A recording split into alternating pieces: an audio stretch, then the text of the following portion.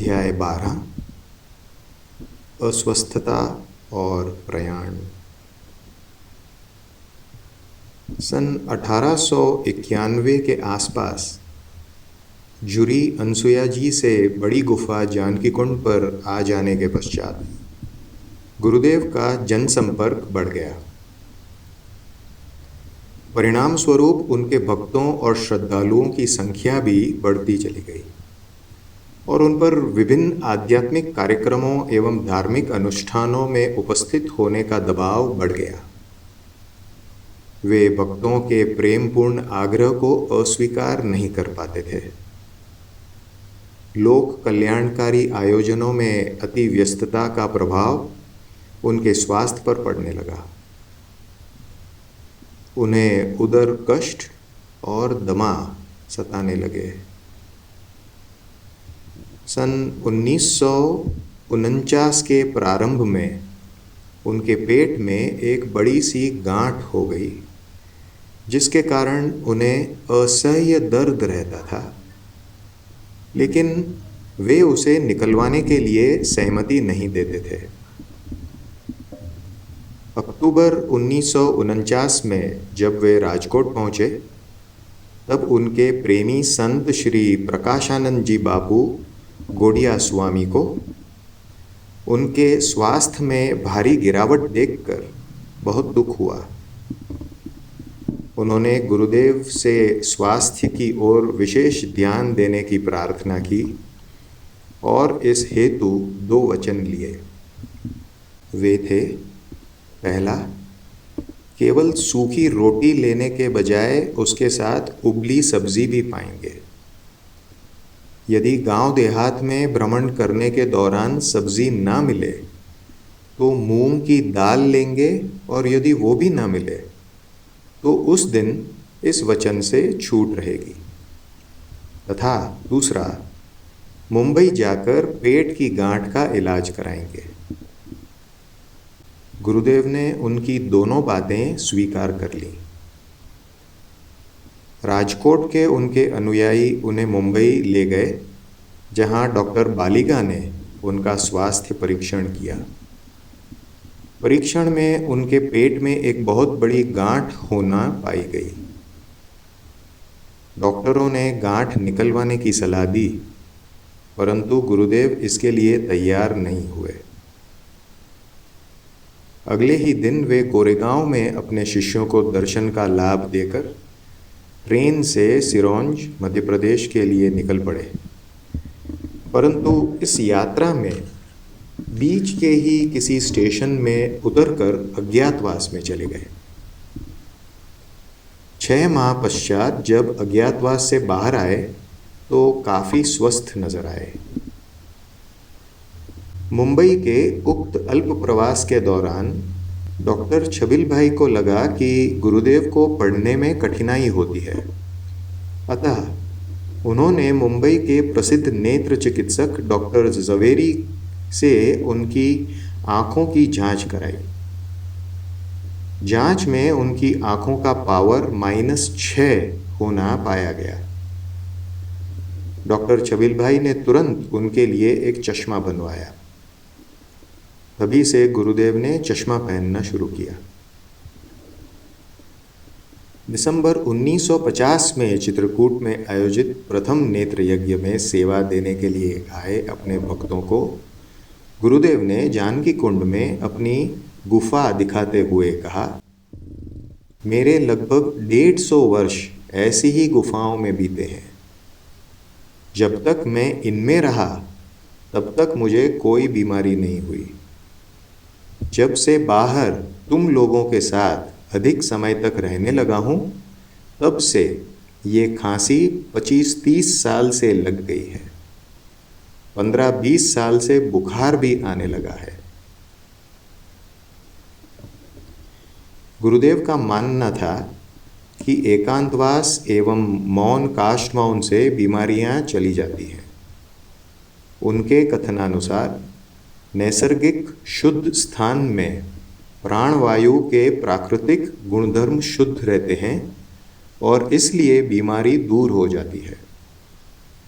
इसीलिए बीच बीच में जब भी अवसर मिलता वे एकांतवास पर चले जाते या साधारण मौन अथवा काश मौन धारण कर लेते थे। इनकी अवधि सामान्यतया 1 माह से लेकर 2 माह तक की होती थी। अलबत्ता सन 1954 में उन्होंने जामनगर गुजरात में 2 वर्ष का काश मौन लिया। सन 1950 के पश्चात उन्हें दमा और खांसी ने स्थायी तौर पर घेर लिया। शरीर के प्रति उपेक्षा भाव के कारण उनका स्वास्थ्य निरंतर गिरता चला गया। सन 1956 के आते आते उन्हें प्रातः और संध्या काल में ध्यान में बैठने का अपना वर्षों का नियम छोड़ना पड़ा। स्वास्थ्य की इसी गिरती हुई स्थिति में भी वे मानवता की सेवा में अनवरत लगे रहे। सन 1950 के बाद प्रतिवर्ष उत्तर भारत के विभिन्न राज्यों में नेत्र यज्ञों का तथा प्राकृतिक आपदाओं के समय राहत कार्यों का आयोजन करते रहे। सन 1966 में उड़ीसा तथा सन 1967 में बिहार के दुर्भिक्ष में जिस बड़े पैमाने पर उनके नेतृत्व में राहत कार्य संचालित किए गए वे मानव सेवा के अत्यंत प्रेरणास्पद उदाहरण हैं। अगस्त 1967 में एक बार रंका में उन्होंने अपने शिष्यों से कहा कि आप सब लोग बार बार पूछते हैं कि मुझे इतनी बीमारी क्यों है। बुखार, श्वास, खांसी कई साल से बने हैं, इसका कारण क्या है? इसका जवाब पाने के लिए आप लोग अपने मन को स्वयं टटोलें।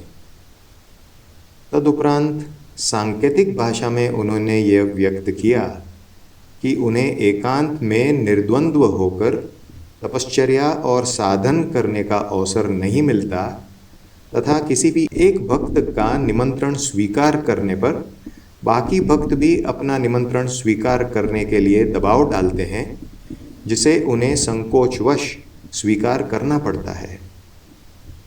इससे क्षोभ होता है और वही स्थूल देह में बीमारी के रूप में प्रकट होता है।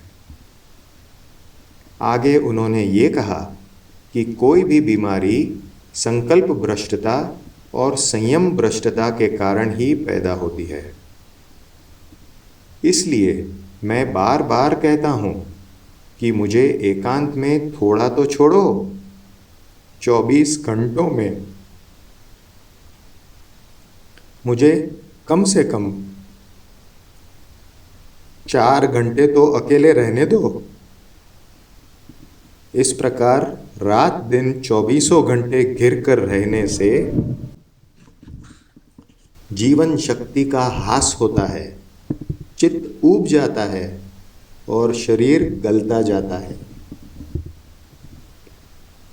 आप लोगों को इतना भी नहीं समझना है तो अच्छी बात है।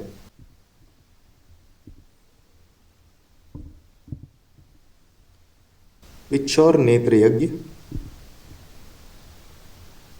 1 अक्टूबर 1968 से 21 अक्टूबर 1968 के समय उनके स्वास्थ्य की नाजुक स्थिति देखकर उनके भक्त देवकरण भाई रो पड़े।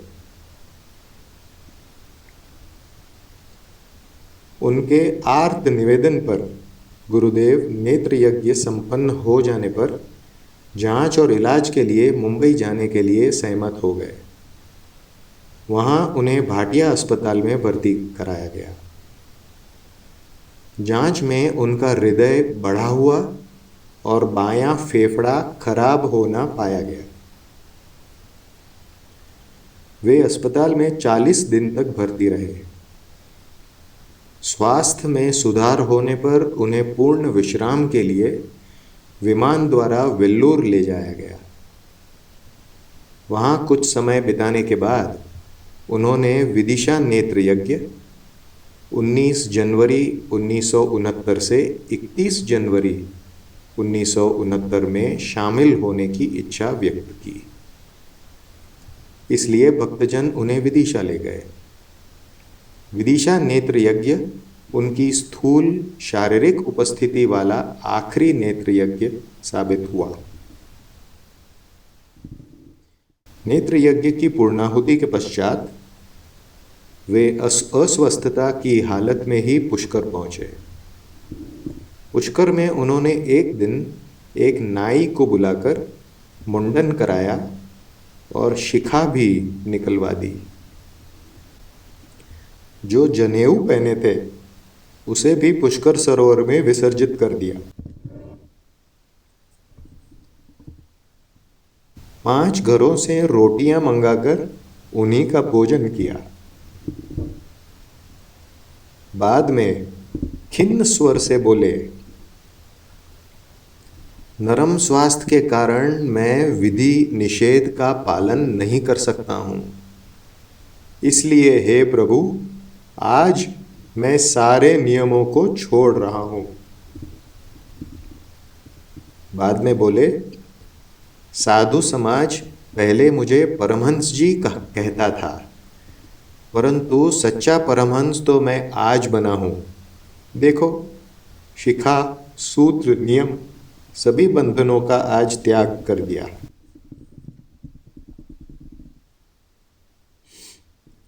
पुष्कर से भक्तजन उन्हें विश्राम के लिए देवलाली ले गए। देवलाली में उनका स्वास्थ्य सुधरने के बजाय और बिगड़ने लगा। तब उन्हें मुंबई लाकर दिनांक 15 अप्रैल 1969 को भाटिया अस्पताल में पुनः भर्ती कराया गया। भाटिया अस्पताल में भर्ती होने के साथ उनके अस्पताल जीवन का एक नया अध्याय प्रारंभ हुआ। इस बार के इलाज से उन्हें कोई लाभ नहीं हुआ। ऐसी स्थिति में भी उन्होंने आनंदपुर में एक आधुनिक चिकित्सालय बनाने के अपने अपूर्ण संकल्प को पूरा करने के लिए हर हालत में वहां जाने की जिद की और डॉक्टरों की राय के विरुद्ध ऑक्सीजन मास्क निकलवाकर दिनांक 27 अप्रैल 1969 को आनंदपुर के लिए निकल पड़े।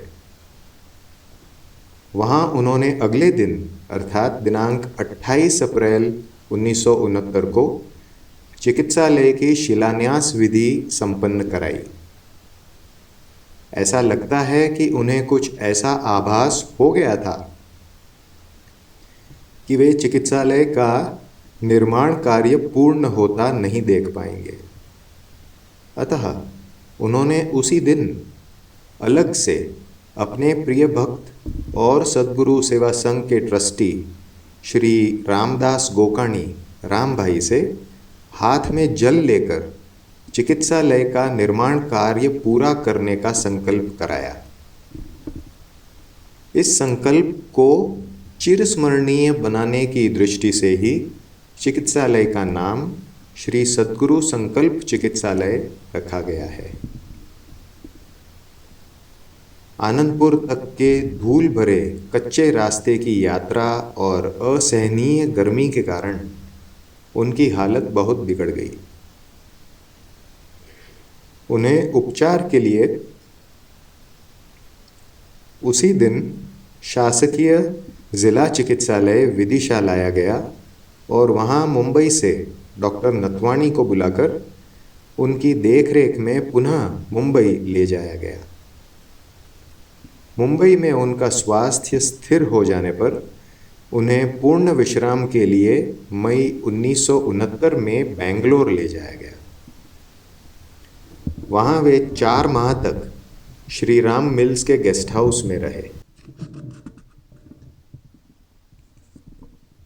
सन 1969 में जब गुरुदेव बेंगलोर में स्वास्थ्य लाभ कर रहे थे, तब उनसे उनकी भक्त बहन मनहर कोटेचा द्वारा ये पूछे जाने पर कि योगी होकर भी आप इतना क्यों सहन कर रहे हैं, गुरुदेव ने जो उत्तर दिया उसमें उन्होंने अपने रोगों का जो एक अन्य कारण बताया वो यह था, बेटा, मैंने सबके रोग अपने ऊपर ले लिए हैं, मुझे उन्हें भोगना ही पड़ेगा। तुम्हारे 16 आने का दर्द मेरे पास 4 आने बनकर आता है। विधि का विधान और कर्म भोग को हम यूं ही नहीं मिटा सकते, हमें उसे भोगना ही पड़ता है। यह रोग नहीं, भोग है बेटा।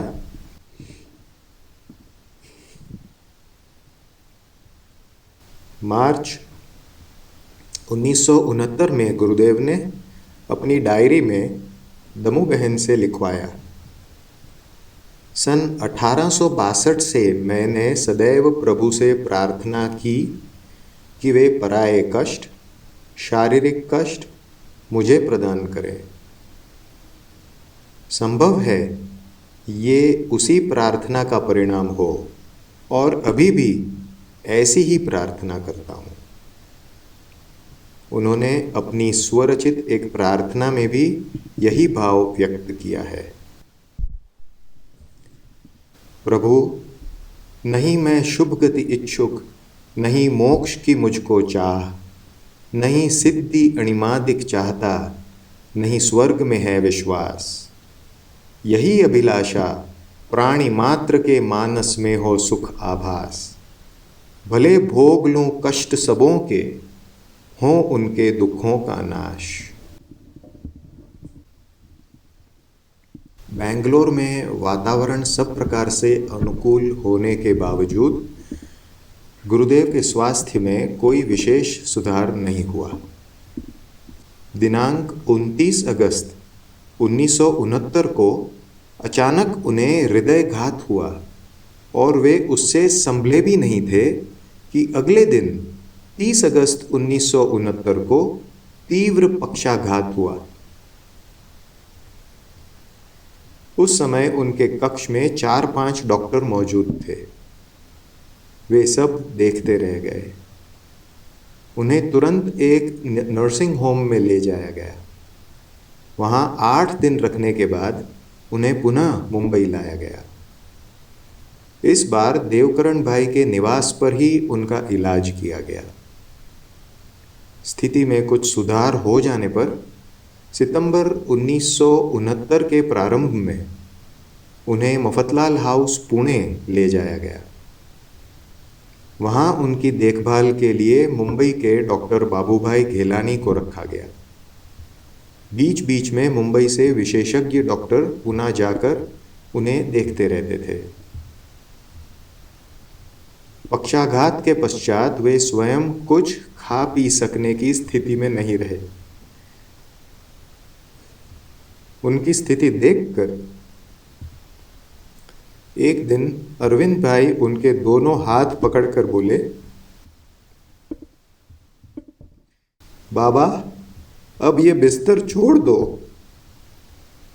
ये देखा नहीं जाता। बाबा अब ये बिस्तर छोड़ दो, ये देखा नहीं जाता। गुरुदेव बोले, अब टूटी की बूटी नहीं अरविंद, जो कार्य हाथ में लिया है उसको पूरा करने की चिंता करो।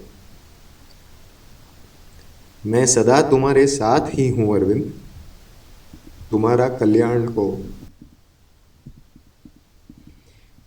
पुणे में प्रारंभिक दिनों में गुरुदेव की तबीयत कभी सुधरती और कभी बिगड़ जाती,